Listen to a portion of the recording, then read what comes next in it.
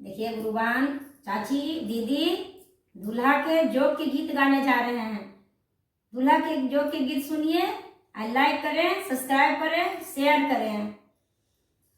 जोगावा काटिए काटी बोझावा बनावली, जोगावा काटिए काटी बोझावा बनावा। अरे ढोवाना दुलराय तो दुल्हा बोझावा, हे केलावाना के राजा।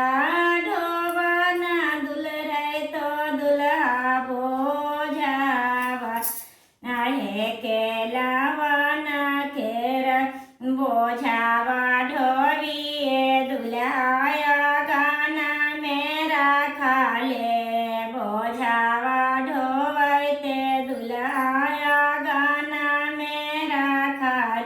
नर पीस काने गेला किया भेला सुभावा कनिया, ये सुभावा काने गेला किया भे सुभावा कनि।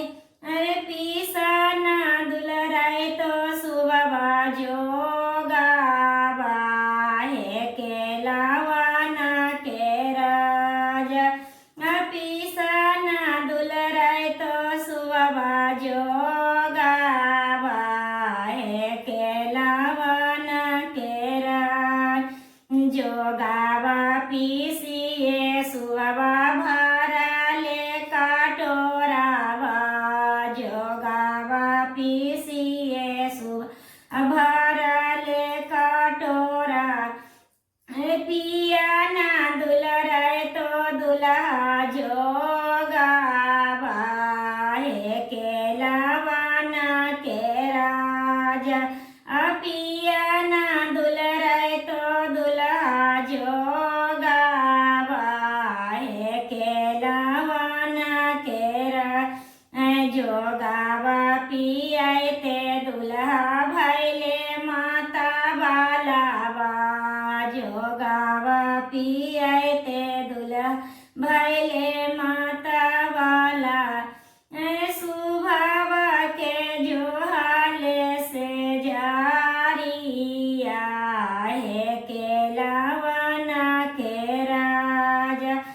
सुभावा के जोहाले से जारिया, हे केलावाना के।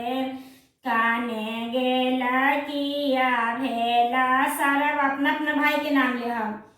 काने गेला किया भेला सालवा हो दुलराय तो सालवा, काने गेला किया भेला सालवा हो दुलराय तो। बहिनी के से जाबा तालावाना, हे केलावाना के राजा। बहिनी के से जाबा तालावाना, हे केलावाना के। हमारा बहिनी जी जायता सुकावारिया, हमारा बहिनी जी जायला सुकावारी। से जिया सोवैते कुम्हाला एलो, हे केलावाना के राजा। आसे जिया सोवैते कुम्हाला एलो, हे केलावाना के राजा। जावा तोरा सारावा हो बहिनी कुम्हाला एलो, जावा तोरा सालावा हो बहिनी कुम्हाला एलो। हमहु कमलावा के फूलावा, हे केलावाना के राजा।